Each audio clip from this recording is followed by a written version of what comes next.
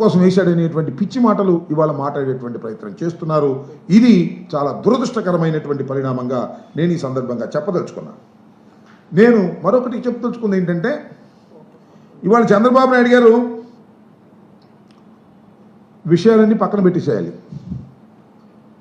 రఘురామకృష్ణరాజు గారికి మీరు deputy speaker ఇచ్చారు, సంతోషం, మీ ఇష్టం, మీకు అబ్సల్యూట్ మెజారిటీ ఉంది. విప్పులు ఇచ్చారు, ఎప్పుడు నేను చూడాల 15 మంది 16 మంది విప్పులు, నలుగురేమో దానిలో విప్పులు, పదవులు సర్దుబాటు, ఎవరేమో అనుకుంటారో అని మీ కూడా మీరు పడతా ఉన్నారు. పడండి. అసంతృప్తి విపరీతంగా పెరుగుతూ ఉంది.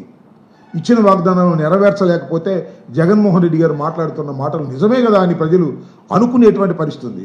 దానికి సమాధానం చెప్పండియా బాబు అంటే జగన్మోహన్ రెడ్డి గారి మీద విరుచుకుపడేటటువంటి మాటలు మాట్లాడి ఆయన వ్యక్తిత్వ హననాన్ని చేయడానికి మీరు ప్రయత్నం చేస్తున్నారంటే